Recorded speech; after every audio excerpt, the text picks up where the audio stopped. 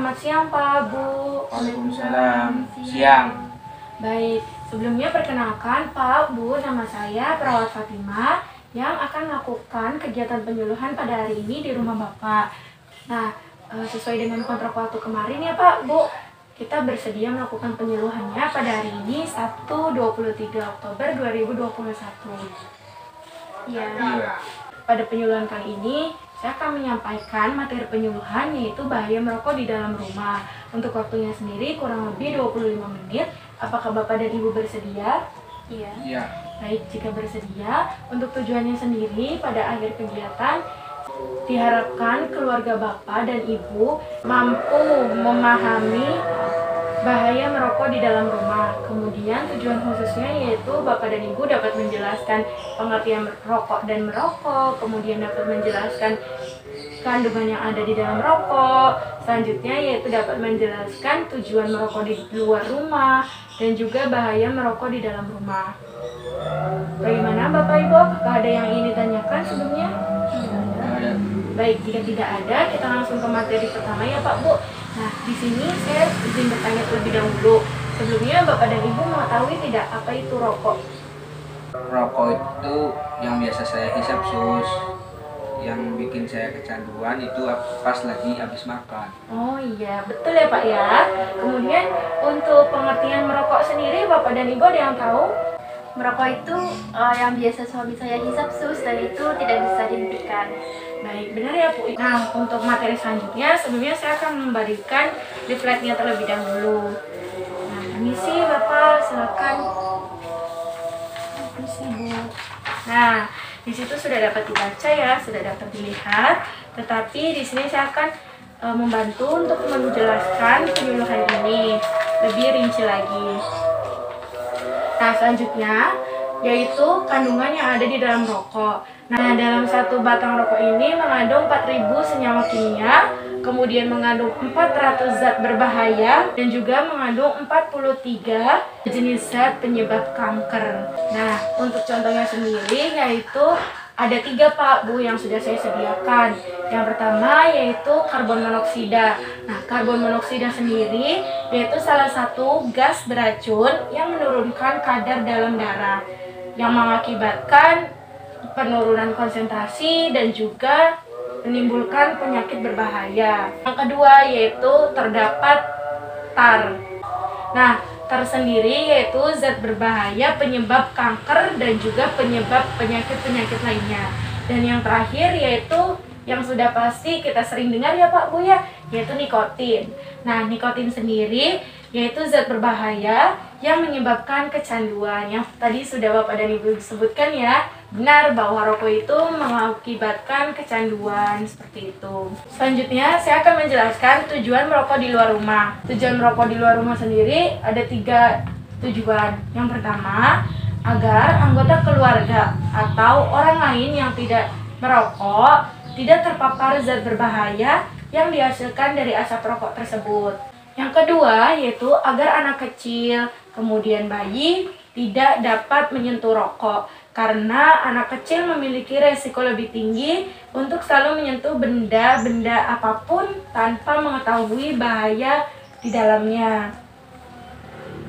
Nah, yang ketiga yaitu agar asap rokok tidak menempel pada benda-benda yang ada di dalam rumah seperti di selimut, kemudian di tembok, kemudian di karpet, kemudian di bantal, bahkan hingga ke mainan anak-anak Bapak dan Ibu.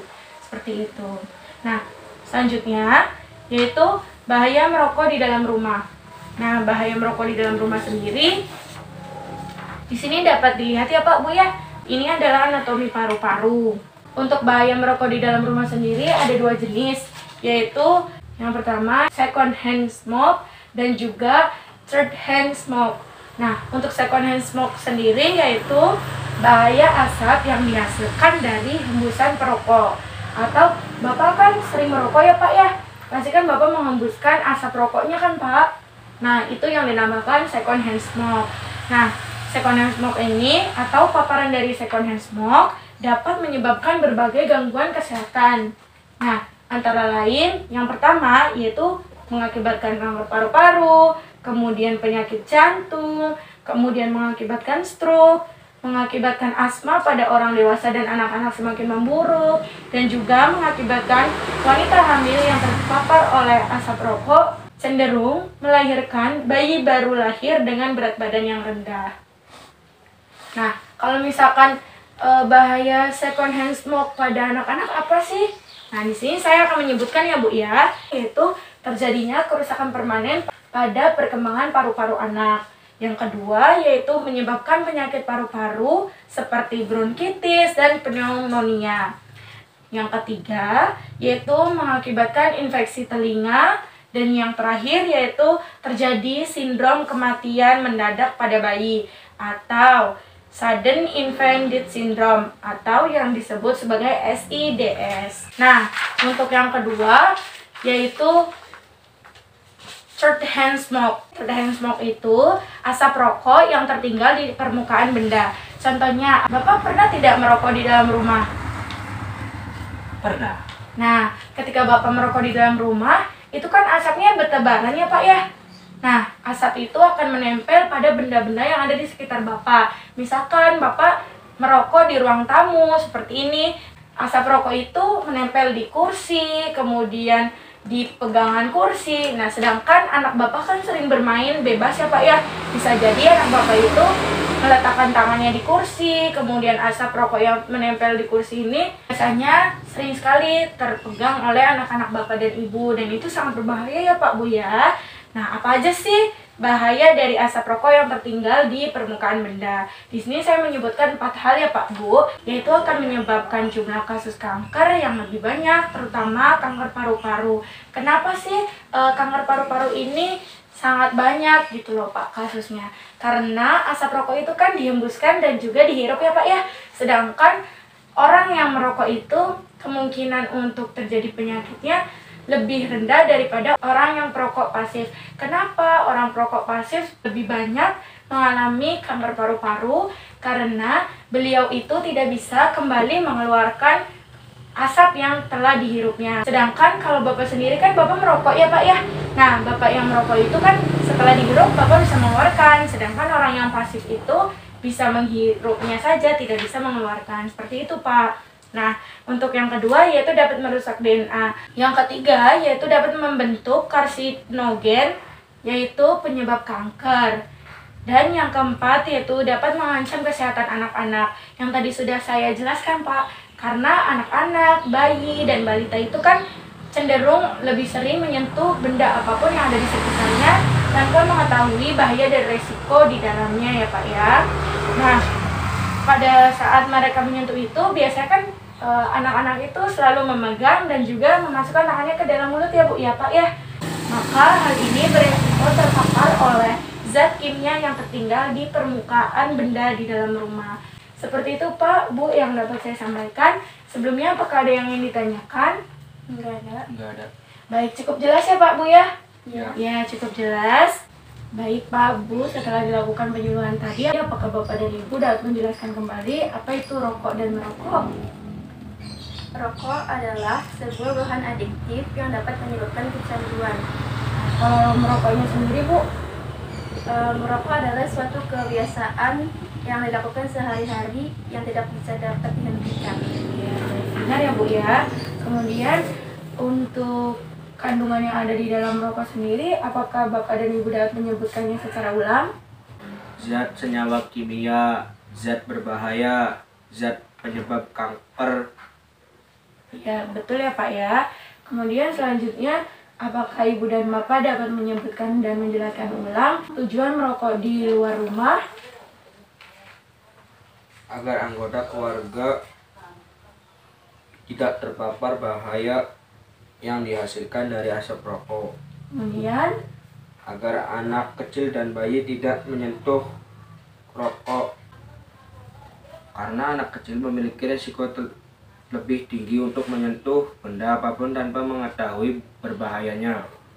nah, kemudian Pak, Agar asap rokok tidak menempel di seluruh permukaan benda di rumah seperti selimut, tembok, karpet, bahkan mainan anak-anak. ya betul ya Pak ya. Kemudian apakah Bapak dan Ibu dapat menjelaskan kembali apa bahaya ketika merokok di dalam rumah?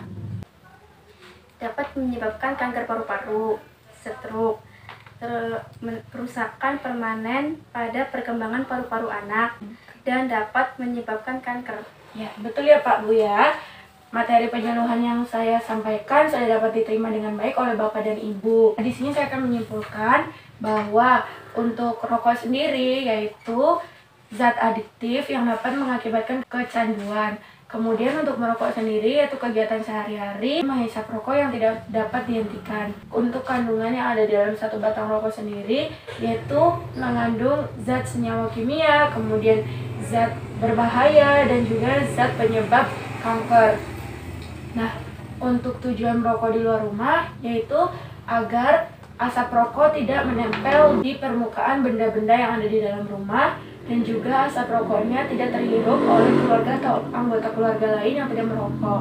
Kemudian untuk bahaya merokok di dalam rumah sendiri yaitu kanker, kemudian mengakibatkan stroke, kemudian terjadi kerusakan permanen perkembangan paru-paru anak, dan juga dapat mengancam kesehatan anak-anak, bayi, dan balita karena anak-anak itu sering memegang benda apapun yang mereka lihat dan biasa memasukkan tangannya ke dalam mulut, sehingga khawatir zat adiktif atau zat yang ada di asap rokok itu yang menempel di benda-benda kemudian ada di tangan itu masuk ke dalam mulut, maka itu sangat berbahaya. Seperti itu ya Pak Bu ya? Ya.